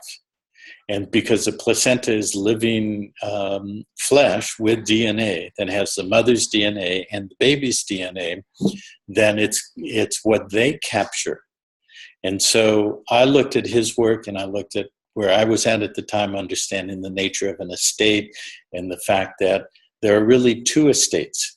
There's the ancestral lineal estate, And in fact, in our group chat on status correction, somebody just asked, what's the difference between lineal and ancestral? They're the same. Lineal just means a line through time, past, present, and future. Ancestral meaning is what you inherited from your ancestry genetically. So the DNA that we embody and come out with at birth and leave part behind through the placenta that they capture and say that we abandoned it. So then they say, well, you abandoned it, we can control it, and we'll co-opt it into the state, the capital letters state. And that's our fictional estate. And then we're going to attach it to you because you're a living being, but because you are allowing your life force to be extracted from our parasitic system, you are actually a decedent estate, which the legal definition of that is dying. So somebody says, you know, the word decedent, they think that means somebody who's dead. But in legal terminology, decedent precedes or is before deceased. And the IRS has a specific orientation within its code about decedent estates and so forth. So we actually have two estates. The placenta that they capture, that they construct as a registered body, that then is abandoned. It's abandoned in the estate, and then they convert it to a vessel in commerce, and that's the franchise. And then the decedent estate, that's going to be operating in the realm of fiction, which is also the realm of the dead. If it's fictional, it's not alive. It's the realm of the dead. And then all their mythology and history going back to Egypt and before and after is about creating this cult of death. And everything is us accepting the cult of death. So for as long as we're operating through that franchise, we are abjuring or inuring our living substance into a cult of death, into a fictional decedent estate that they're extracting the life force from. So the minute we sign something and accept the operation of that franchise and agree to create debt, mortgages, which is a pledge of death, and all the variations on the language, then we've agreed to be parasitically attached and to be a source of energy from which and out of which they will create this projected hologram that they will entrain our consciousness to keep recreating. Okay. We still hold the lineal ancestral estate here in this body. Okay, we still have the DNA, but progressively we're dying. You know, we start dying very soon after birth. And then biologically, these bodies replace themselves every 7 years. You know, there's not one atom or molecule in this body that was here 7 years ago. So at the age of 7, we're considered to be a new being that either chooses, it's a bifurcation, I can choose life or death. And that's where we begin to agree to be lost at sea in the commercial process of the decedent estate that's going to be extracted its life force to create this realm of death and this projected hologram and all the fictions. And we keep doing that over and over every 7 years at certain landmarks, you know. And then in the esoteric realm, numerology has all these keys about 7, 14, 21. We play blackjack in Vegas. We want to get 21, and that has a 3 times 7 matrix. It's got certain energetics tied to it. So there are two estates, back to your question. The lineal state that is perpetual and eternal, which is the living substance that we embody through the DNA, that we hold in the physical body, but we abandon through the afterbirth of the placenta that they captured. And in law, and many people who've studied law understand that everything's in the admiralty and maritime and, you know, that whole realm, which we won't go into because that's complicated. But just to know that bankruptcy, remember, we're a bonded surety to a bankrupt franchise. Whether it's United States, Canada, UK, Australia, they're all they're all corporations. Every one of the individual names is a franchise of that particular national construction. that bankruptcy is controlled by admiralty. It's a issue of admiralty law and maritime law. And insurance is a maritime construction. It started in like around the 12th century when they started sending boats with cargo in the holes and all the rules of entering ports and things like that. So that's all interconnected with insurance and insuring the vessel, because this is a vessel and it's carrying the DNA, carrying the spirit, the being. And so when we insure ourselves, we're allowing ourselves to be monetized, because the whole thing is about monetizing, creating debt out of the abandoned estate. And this is where it gets into splitting things between public and private. On the public side is where the franchises operate, where the debt facilities and everything everything we've talked about in this call operates. The living being is in the private. We're always alive, but we're allowing ourselves to be parasitically used while we're dying on the public until it just, eats up all of our life force, consumes the body, and then we accept one of the state-sanctioned pathways of death, cancer, heart disease, etc., and expire the body. So think of it as a double-decker bus, like where you come from in London. This double-decker bus. Underlying on the first floor of the bus is the ancestral estate that holds the land and the landed estate, which is the physical, the real reality, the life force in the land. All the food comes from the land, and etc. And then on top of that is a landed estate, which is our physical body, which is bonded, attached to the decedent, which is the dying principle in the realm of death, where we're allowing ourselves to be bonded to death and extract our life and monetize it and create circulating death. That's what money is. Everybody's chasing money, Federal Reserve notes and euros and pounds and stuff. And you know what you're chasing when you're trying to get that stuff? You're chasing death. Give me more death. That's what people are doing with this money paper chase. More death. So it's much more complicated, as you know, to go into how all that works. And that's what we teach people in the status correction and even in the other aspects of Gemstone and the general education and so forth. But the essence of it, back to your question, is what is an estate? It's how property is held. The decedent estate holds property that belongs to the state. And it's all bound and bonded to perpetual debt. Perpetual death. And we do not have a right to that, okay?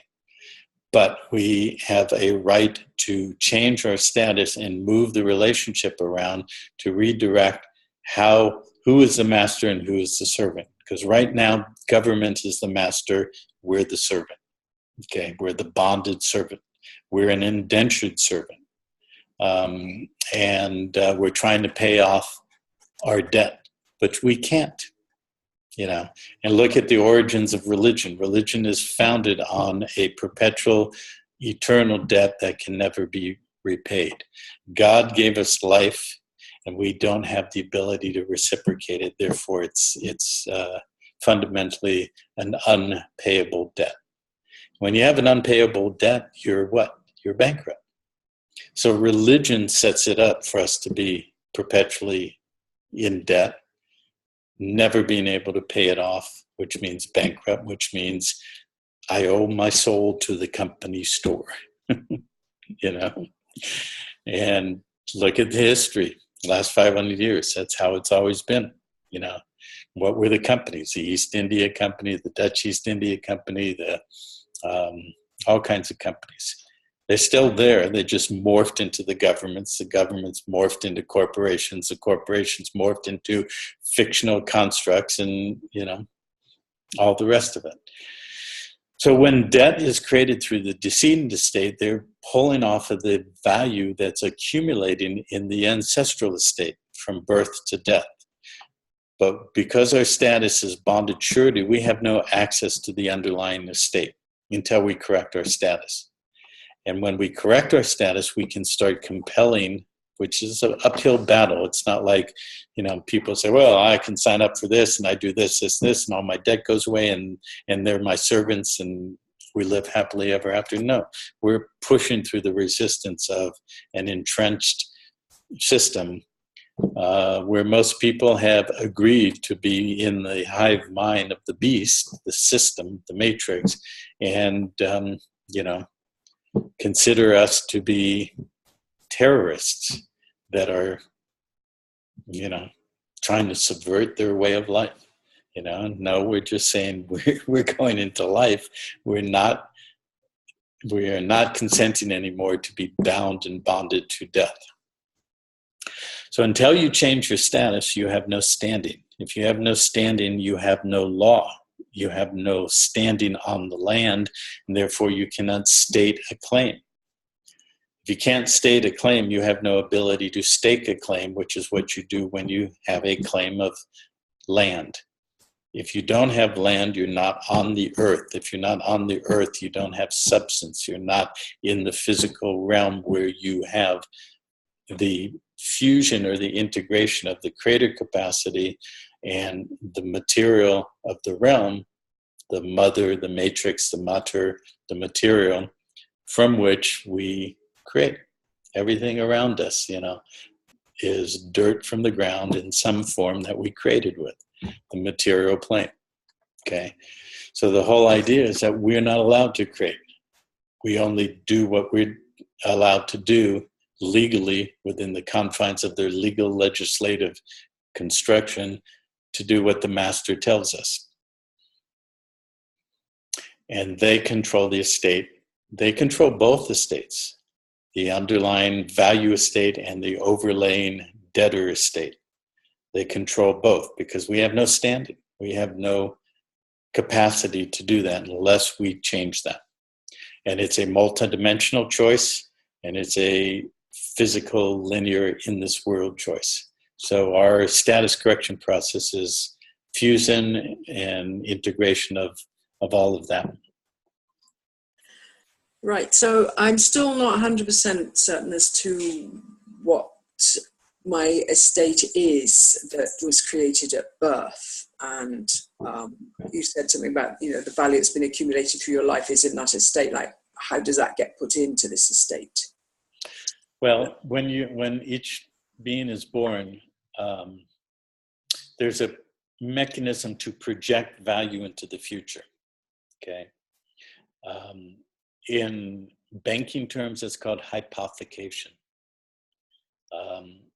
When you get a mortgage on a house, it's really a hypothecation. There's substance in the house, okay, that the system has given a relative scale of value. So this house, say, is worth $1 million, okay?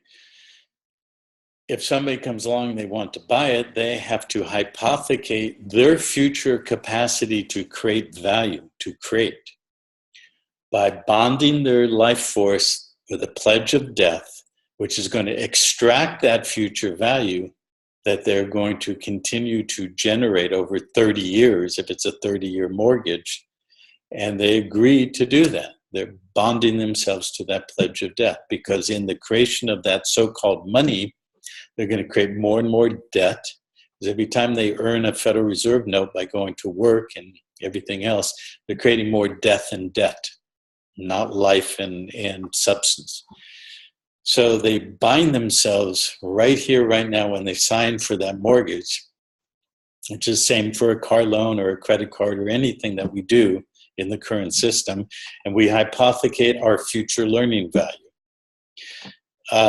Earning value, not learning value. When we're born, there's a certain sort of nuclei or kernel of future earning value. It's based on the system of large numbers. It's called actuarial tables, which get back to insurance. All insurance is based on actuarial tables.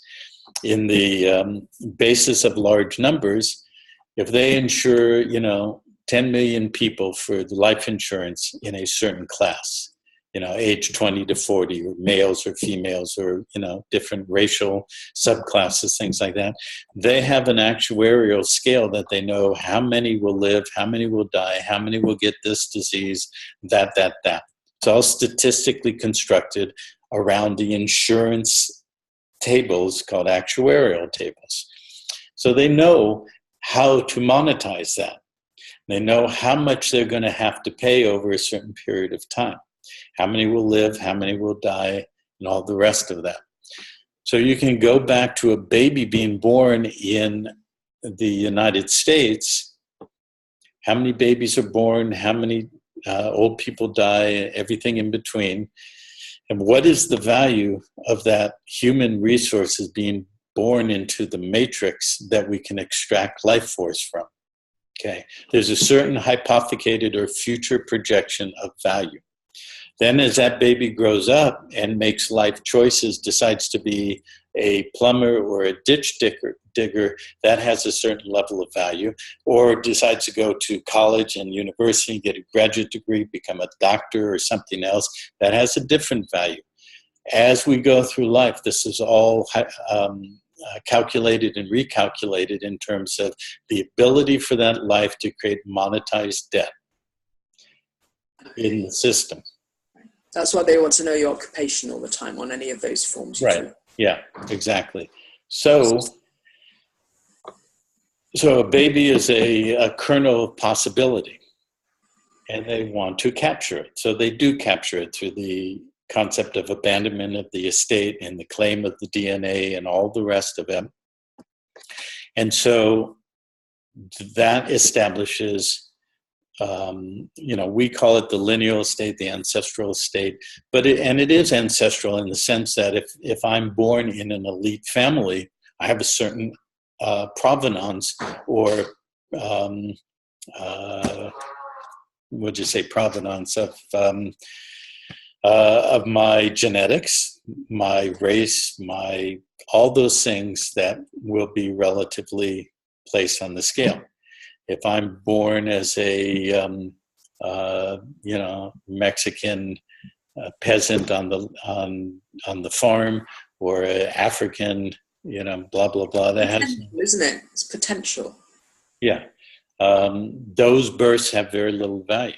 Okay, if you notice how the system's going, they're now starting to monetize those. And that's also part of like this whole immigration issue here in the United States, which is all a bait and switch, and they wanted the immigration. Why did they bring in 20 million undocumented immigrants? So that they could document them, so they could eventually monetize them when they went to another layer of debt and bankruptcy and reorganization.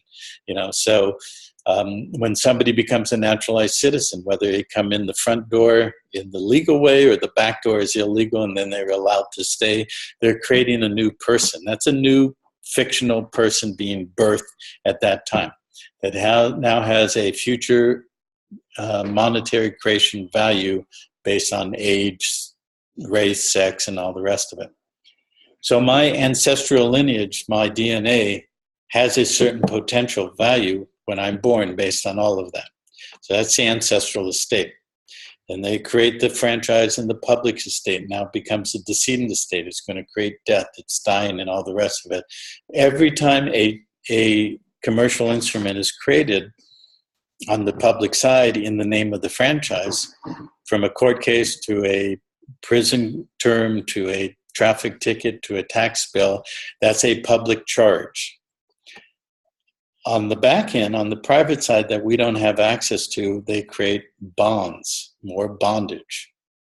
And those bonds are traded in the bond market, in the international market. And that accrues value as it's traded. And the profit that has to go to the point of origin, because a bond, remember, as I said, it's an instrument of debt attached to an underlying value. So all these bonds, both public and private, are attached to the underlying estate. The rule of the game is they cannot spend the principal of the estate. It must build and accrue during the course of the life. But they can trade off of it. They can trade all these instruments, private debt, private bonds, public charges, with all the things that we have to pay. And because we're the trustee, we have to pay all the debts, the tax bills for the use. Remember, I said only two things are illegal: commerce and usury.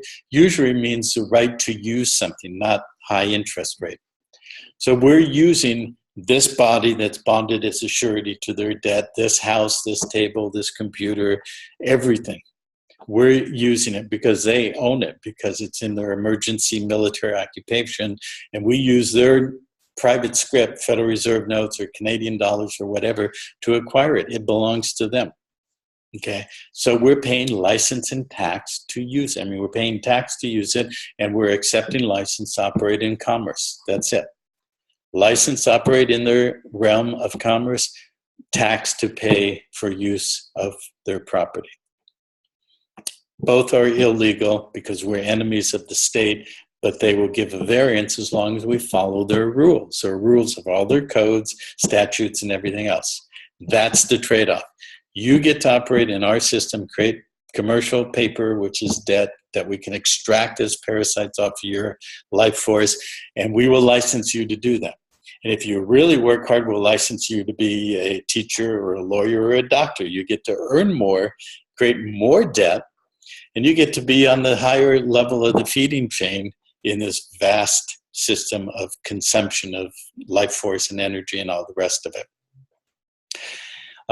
And then we will tax you for the use. We tax you for the use of our money, tax you for the use of our property, property tax, car registration tax, blah, blah, blah, blah, blah, blah. And we keep binding ourselves to it with commercial insurance, which means we hypothecate whatever we're insuring into the future. And we're wagering, we're betting that if I get life insurance, I bet I outlive you if you have the same policy or similar. Okay, it's a bet, it's a wager. That's why salaries are called wages, because you're betting against the house. Okay, and the only key things that really the IRS has authority to tax are gains from wagering, gambling, alcohol, tobacco, and firearms. And that's a whole other story we won't get into. But the point is, it's all a big casino. It's all wagering. Okay, so it's no accident. Salaries are called wages because you're waging against the house. Wow. Not raging, that too. But so back to the estate, your underlying estate is the value, and it keeps growing. They control it because you abandoned it. So they're this, in lieu of executor, they're controlling the estate. And they can't use the principal, but they can monetize it. And they do this throughout your whole life. And at the end, when you die, they do a salvage and claim, which is a maritime claim of an abandoned vessel that you find on the shore.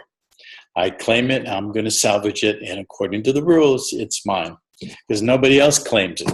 You claim the public decedent estate, and my dad died and he left me, a house, and then I had to sell the house to pay the taxes and the other debts and blah, blah, and I ended up with this little thing, and I'm happy with that.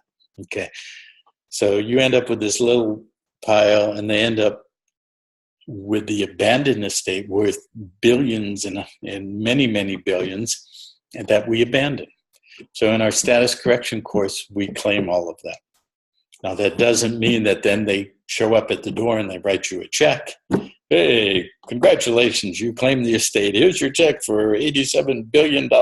You're a good game player. That's another story for another time. Okay, well that does help a lot, definitely a lot, and we'll maybe go to that other time for some of the beyond questions. But we're covering a lot of what I did want, and it's got to be relatively basic because obviously there's just so much, it goes so deep. But that's really good. So we kind of ran through the sort of thing about money and what it is and its debt and all of that, and a lot of people are interested in pursuing this idea of correcting status. And right here, you've explained why it's a really good idea to do it for the all. But again, and like you did kind of mention, some people say, well, it's too much to pay. Well, you also sort of said that, well, anybody chasing these FRNs is chasing death. So, we're kind of going round and round. What I'm trying to kind of get at is how can people who really do not have much in the way of income at the moment find their way to be able to get into learn about this process or these processes that do not have these FRNs to donate, which is what GU has been asking for. So I know you've got the volunteer exchange program, and that's a really great start. But what can we do to get more people that are kind of ready and conscious? Yeah, we have a continuum and a projection into the future of where we're going with this. It has taken literally thousands of man and women hours. I appreciate that, yeah. Since you now have seen everything. Seeing what there is, I fully appreciate that, absolutely. And I state that to everyone I speak to. And, it's taken all of that and the donations of that debt money. Again, the only way out is in. Let's not polarize, when I talked about that earlier, with the fact that every dollar we get, every U.S. Federal Reserve note or variations on that, is attached in some way to somebody's death process or dying process. We can't just snap our finger and make that go away. Okay. One, we've created it, so we've got to create our way out of it. Okay. We've got to use the continuum of coming from where we've been to where we are to where we want to be. There are many things happening at the quantum scale in this reality that are transforming the world from within and without as we speak. And it's the collective whole of that transformation within the human population that is transforming the monetary system. The things that have emerged started with Bitcoin, and there were things even preceded Bitcoin in digital currencies and alternative currencies. Even the evolution of things like community currencies and Ithaca dollars going back in the 70s, 40 years ago.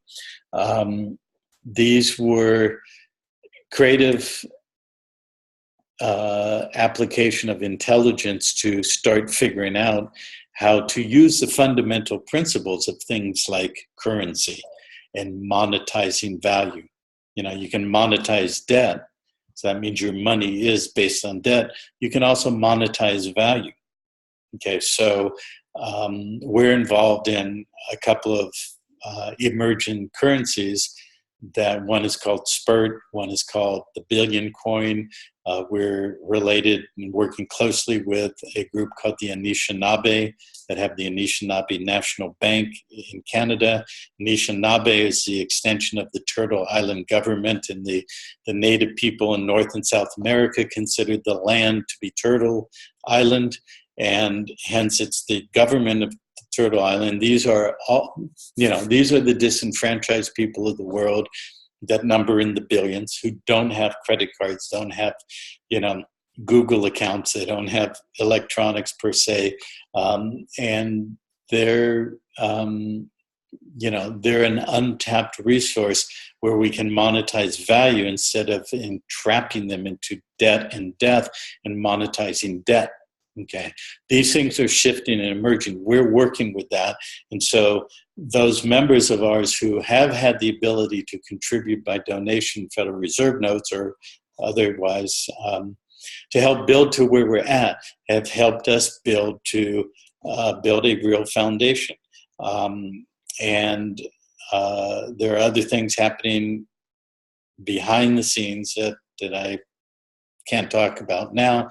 But those are some of them that we're at today where we didn't even exist 5 years ago. Okay, these relationships with these things that are in a transition. If you read the master plan that we have posted on the public page of Gemstone, it talks about one of the concepts that I've worked with for over 20 years called the transfer mechanism and the receptacle. We have to have a receptacle to transfer the entrapped value, because the living substance of the living beings is trapped in this civil body, in this matrix containment field, to be bondage sureties and everything we've talked about. And in that containment field is the infinite potential of our creative capacity. Okay, how do we transfer that? Most people are focused on, how do I go back into that system and get what that system has? Like, there's discussions in our alternative currency chat groups about, okay, well, you have SPIRT or TBC, or I can change Bitcoin into FRNs, but I can't change these other currencies, but that's what I want. Well, is that really what you want? Okay, yes, I understand that's what we need right now to pay the bills and so forth. But what we really want to do is separate from that parasitic containment field and move our creative capacity into the infinite capacity that we inherently have. And we need a mechanism to do that. So the mechanism is the transfer mechanism of moving some value out of it. If we can get the house out because it's contained in a mortgage, it's in foreclosure, great. I work with a lot of people who are in foreclosure and issues like, well, if I do status correction, I'm going to save my house, right? No, not necessarily. That's not really the point. The point is getting ourselves out, because we are the bank, we are the value, we are the capacity, we are the future potential that is unlimited. So let's stop focusing and recreating this limited system based on lack and limitation and fear and survival, and start projecting it into the world we're creating, which is based on abundance and prosperity and love and unlimited capacity. So again, also not polarizing on the system as the enemy. Some people don't have the ability right now to access and gain Federal Reserve notes to the donations we request. That's fine. You can come in at any level. You can come in on a limited level and start educating yourself, as we have some programs set up to do, and contribute value in other ways. But in order for us to have survived up until now, we've needed Federal Reserve notes to build the architecture of the data system and the merge systems that we have that are sitting ready now for the potential of taking hundreds and thousands of people through status correction. Okay, and just like a calculator came out by Texas Instruments in 1970s or 1980s, and it cost like $1,000 to buy a calculator. There were people able and willing to do that because they had a need and a want or a desire or whatever, and they had the wherewithal to pay for it. There's a lot of people who say, well, I can't afford $1,000 for a calculator, but over the continuum, at a certain point, now they give calculators away, or they buy them at the 99-cent store. It's the same thing, okay? At a certain point, our intent is that this will be accessible to anybody who wants to pay the true price. The true price is their inner intent, their will, their commitment to do the work and create that value within themselves that reciprocally will create more value. Okay, so there will always be a price. Okay, right now the easier price is Federal Reserve notes. Many people in status correction are finding that there's a much higher price, which is to do the work, to go through those levels of resistance and be willing to break through. And I'm speaking from my own and Andrea, my wife's, real experience. So it's not like I'm telling you to do something that I haven't done. We spent 22 years groveling in the dirt, scratching through survival, and being evicted, being kicked out because we couldn't pay our rent, many things in order to get to where we're at. and paying the price to gain the knowledge and integrating it so that we could be where we're at and birth Pantera and birth Gemstone to provide what we now have. Now we have hundreds of members contributing and building it. Okay. And so I would have the listeners refer to the master plan again. This is where we're going. Okay. Where we're going to shift out of the debt monetization system with the people that I've mentioned. You know, the Anishinaabe have vast amount of assets, and we're working with them to look at future banking and creating monetary structures that don't rely on the bondage that we have been talking about here. Okay, these things are coming. So for those who are ready, come in and really contribute reciprocally. That's why we call it a mutual benefit society. Okay. The request for Federal Reserve note donation is really the least of what we want from people. It helps us get to where we're at to continue until we launch, where we don't need that and we can start structuring it in a different way. Okay. Yeah. So also let's go back to one important thing in your line of questioning about the estate. So we talked a lot about the status correction course of the individual. The estate structure looks at the fact that we create a society, and Pantera de Oro is a society that we've had for now 16 years. And we broke through the layers of understanding, resistance, and integrated the principles that we stand on of what a society is, how a society can operate privately and not be in the public. So when a member wants to do the estate structure course, as you are doing, you create a new estate. That's why we call it the estate structure. It's a multi-leveled structure using multiple entities, but ultimately it's a new estate. It's a new estate that's not attached to the old hierarchical system that I described earlier. It's a way to also build and accrue a new estate, new value that's in a containment that we all control as a society. And it's non-hierarchical, even though people come in through a master society, so to speak. Pantera, we do not control other people's societies. We guide you to understand how to do that yourself and how to use the law that we have perfected to maintain and build a new estate for a collective body, a society. Okay, so that's what you're doing with your land and your society. So we're beginning to birth new societies, new estates that are not attached to the debt or the death system. And so this is a model that we're moving into the future. At a certain point, those new societies that we're birthing will become monetizable because a group of people come together in a society and they begin building value. Well, we have new concepts of currencies, the Bitcoin, the blockchain, and these other currencies that we can start attaching to that new value and progressively build an entirely new system that doesn't have to go back and with that underlying question, well, I got this SPIRT or TBC or Ethereum or any one of these 700 new currencies. It's great. How do I get Federal Reserve notes so I can use them? Okay.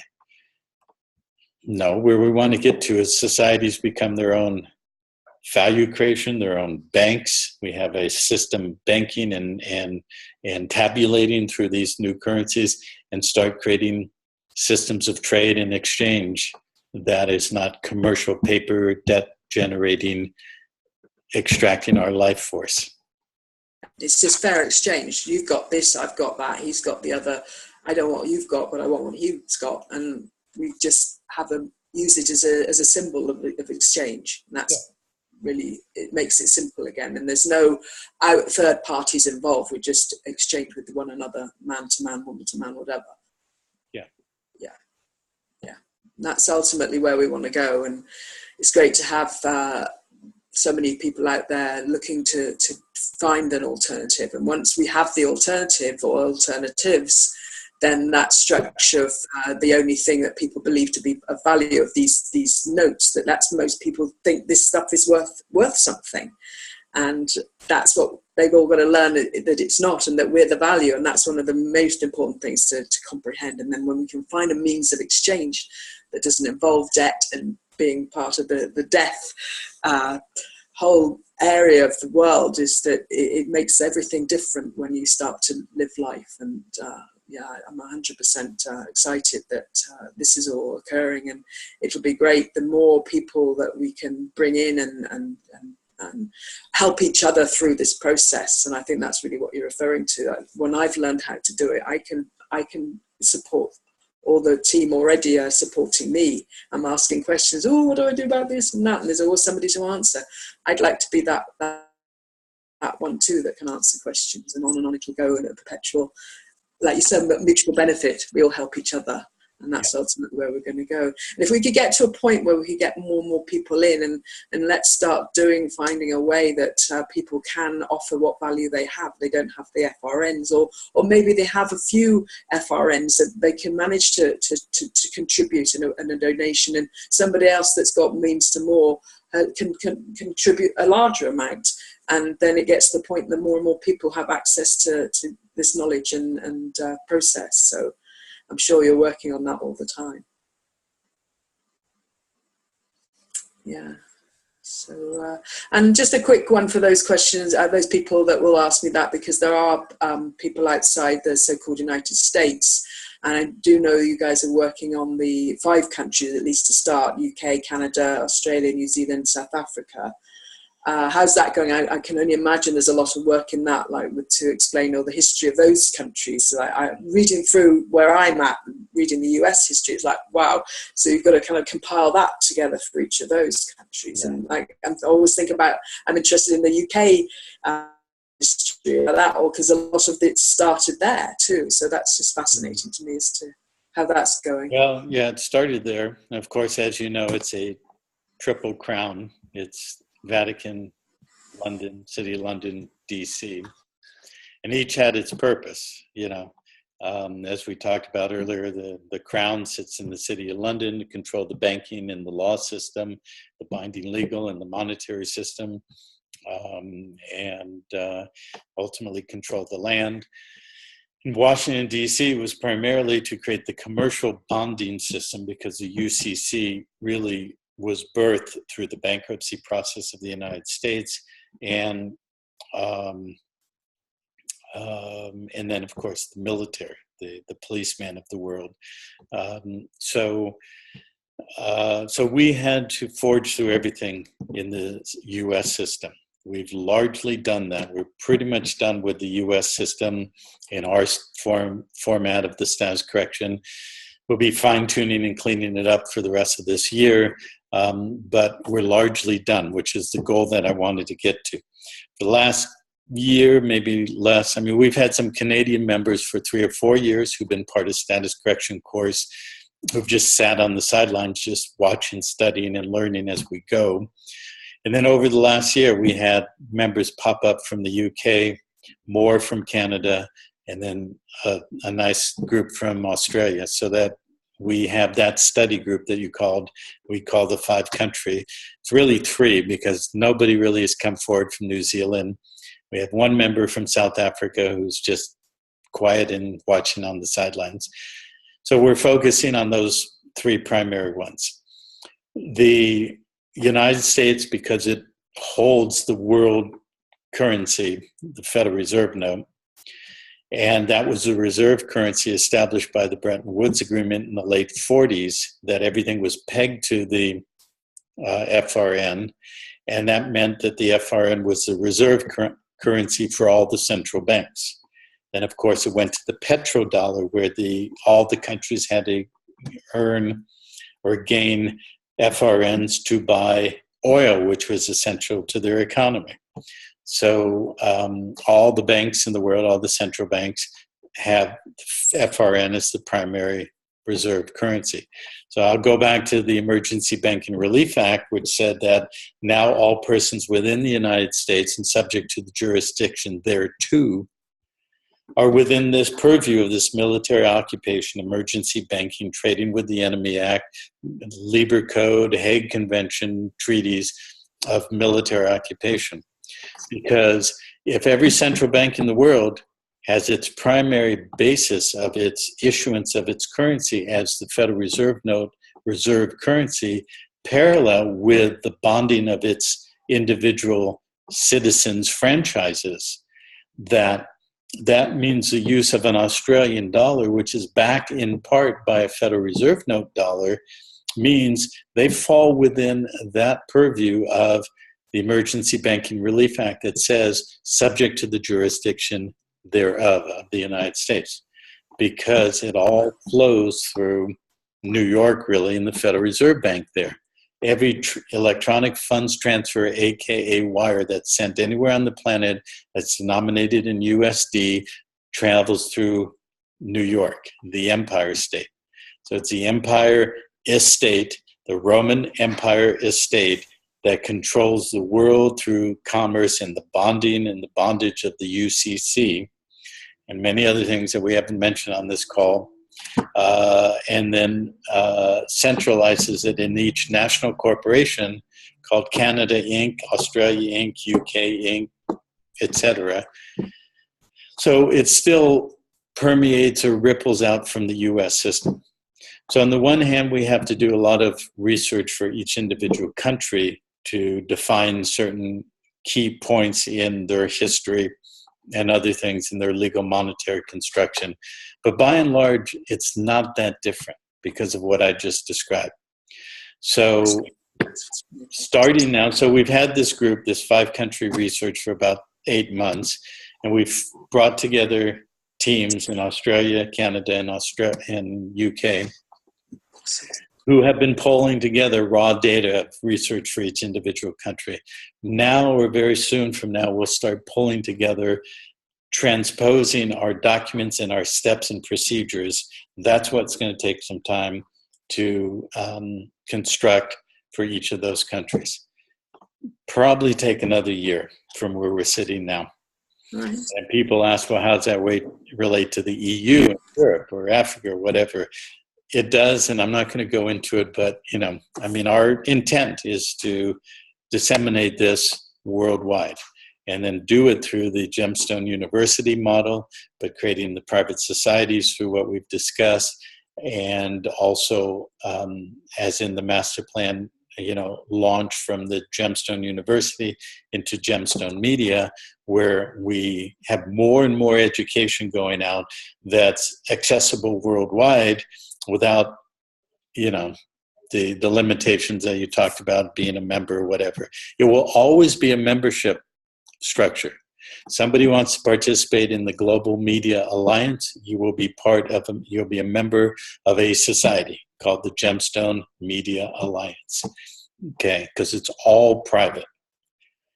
And that doesn't mean it's not transparent, doesn't mean it's not accessible and all that. It means we're operating in the private, not bonded as sureties to the public and all that. So that's basically it.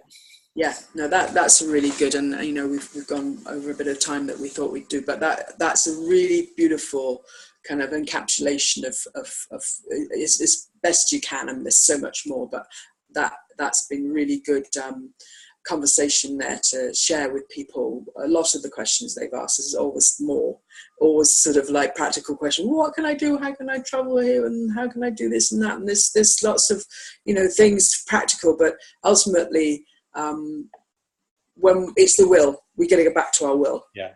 You got to do what it takes to get what you want. Will, purpose, and intent. Yeah. And what I will add, since you're going to put this up on your site, and we're going to put it up on the GEMSTONE YouTube.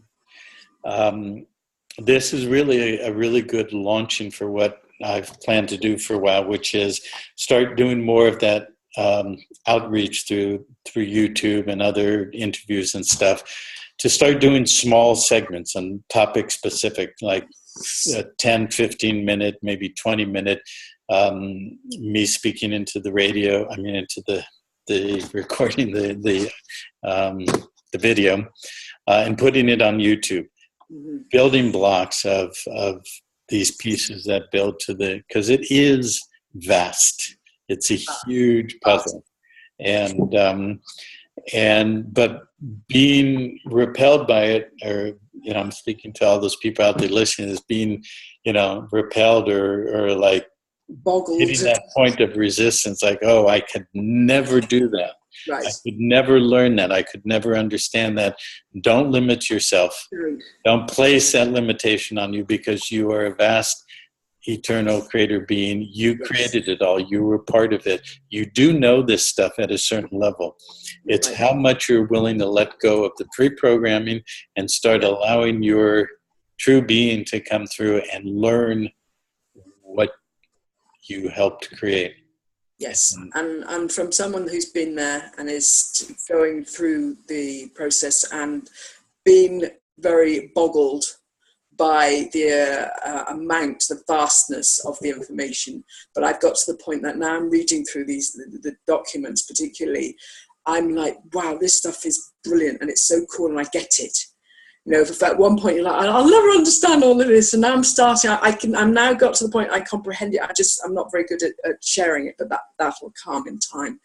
And yes, you will be boggled. Anyone that starts looking in, even just reading the master plan and all that stuff, there's a lot of writing. I'm like, but it does become easier and easier as you move on. And then the more you move on, the more you start to get it and the more you start to enjoy it, because you're like, this is brilliant. And all the pieces tie together and you start to get really enthusiastic with it. Instead of being frightening, it's like, this is brilliant.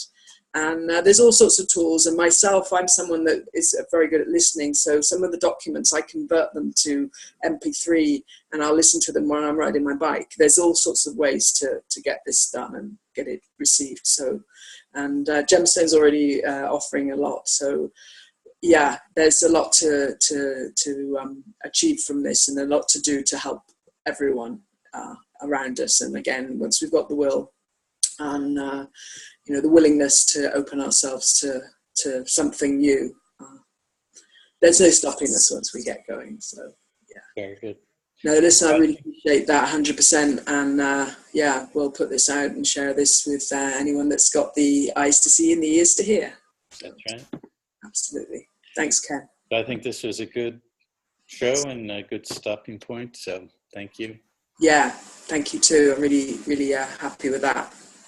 So thanks to everybody for joining us, and we'll more. And I know Ken will anyway. And anything I can do to assist that, I'll be there. So thanks again. Cheerio to everyone. Okay. Bye-bye. Yay. Bye.